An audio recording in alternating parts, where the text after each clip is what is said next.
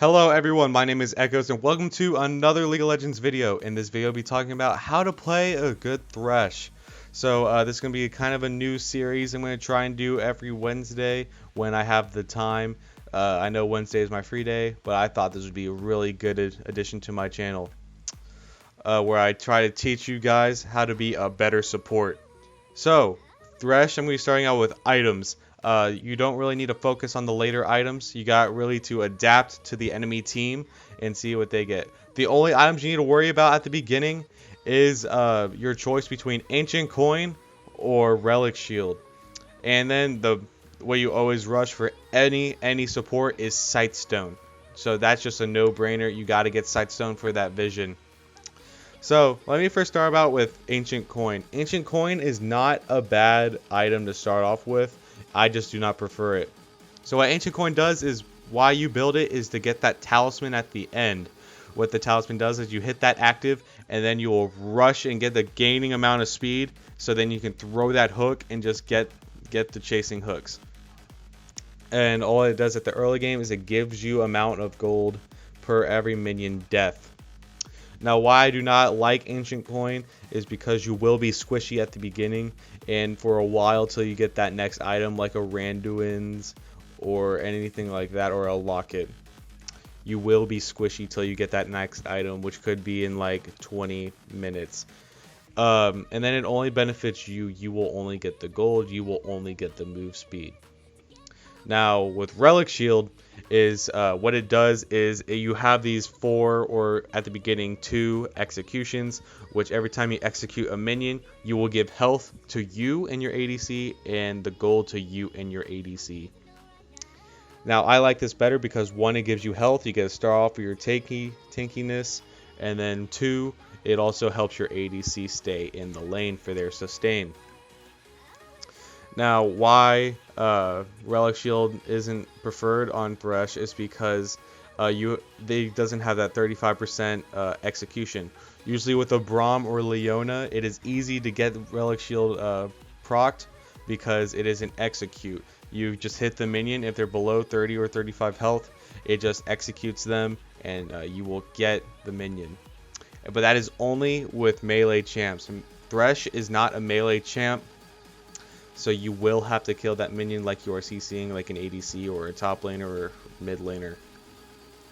But it is made easier because of this, because of the Flay passive. Now the Flay passive is, if when it charges up, it will do more damage on your next basic hit. You see it's red right now, so if I hit someone right now, it will do more damage. But if it's at the beginning and it is green, it will do less damage.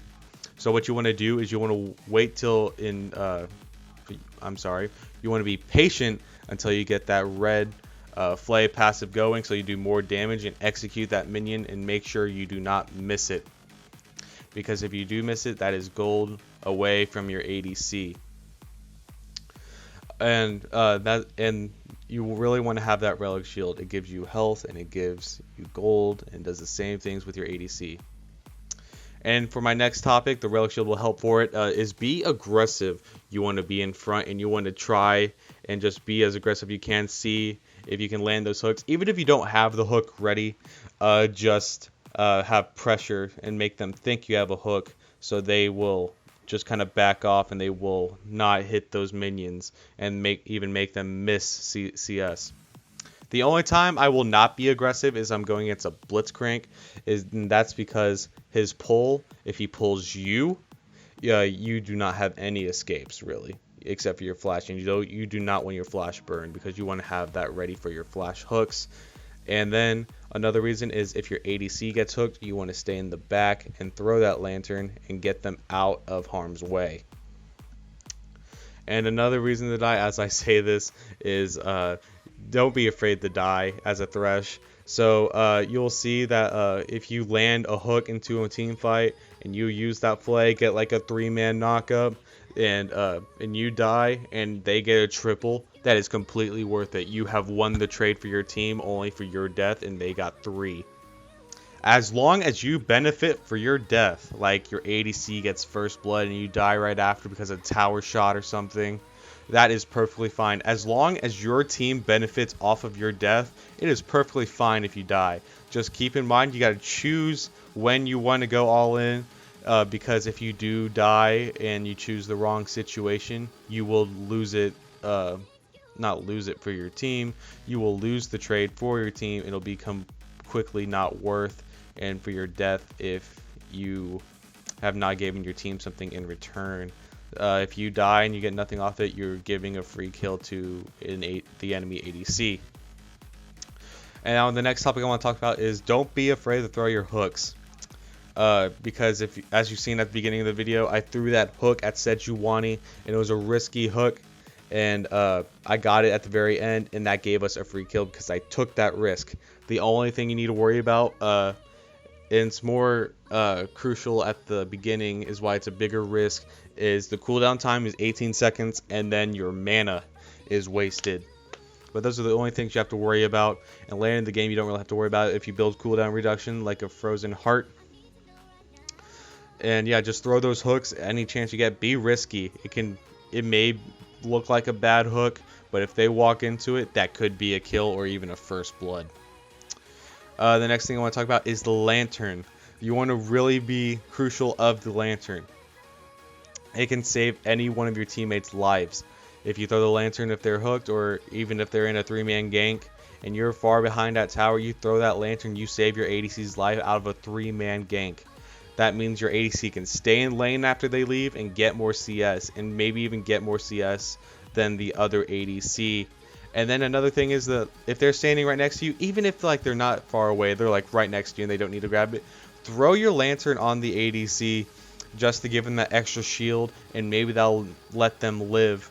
So either way, the lantern is a great way to save your teammates. And the best part about it is you only need 1 point into it at the beginning, and you're good. Another thing I want to talk about is you want to flay at any time. Flay at any chance you get in a team fight, or even if you land a hook on the ADC, and flay them immediately. As much CC as you can get on them, that's more time that your ADC can keep on poking the other ADC, and they can't hit them, and that could crucially win the fight. And then another thing is, if you're playing against a Katarina, your flay or hook can get rid of that Katarina ult, and that can change a team fight potential. So remember to flay at any time you get during a team fight. That CC is crucial. Another thing that's crucial about CC that can be caused is your ult. Your ult will create a ton of CC on the enemy team. Just because there are those 5 walls, and they hit to a wall that's 99% slow on them, and that's their whole team if they get hit by those walls. That gives your team to either run away, and you just go in there and die for them, or it can change a fight while they're just rushing up to them, like trying to catch up to you, or even just to like move around and focus on everyone in like a small group. So that's why you want to ult. So what you want to do with your ult is you want to throw your hook, get in there, and then ult. And they will be stuck in that prism. So no matter what, they can either wait in that prism, or they can try and run out and get that slow and damage. And so you want to do that for every team fight. And another way you can do it is if you land a hook on the ADC and ult them. That means the ADC will be isolated, and that means they can quickly kill the ADC and give your ADC a free kill, or just get that ADC out of a team fight. Alright, so pretty much those are all my tips for Thresh. So a little recap: I personally like to get Relic Shield. Use that Flay passive when it's red to get more damage. Be aggressive in front of those lines when you're a tank. Don't be afraid to die for your team, so you can benefit the team when it's like a 1-for-3 trade. Don't be afraid to throw your hooks. Take those chances. It may be a matter of a kill or first blood. Throw your lantern to save a life if it's across your lane, or it's even just giving an extra shield. Flay every time you get in a team fight, or when you get a hook on an ADC and flay. Keep that CC on the team, and ult during team fights or in ADC isolation, so you can benefit your team and they can quickly win the fight even faster. So I hope you guys enjoyed that video. Please leave a like and sub, and hopefully this helps you become a better Thresh. I am not the best Thresh, but I believe these are my best opinions I can give to someone. And remember to spread the word and be a part of the sound wave. And I'll see you in the next one.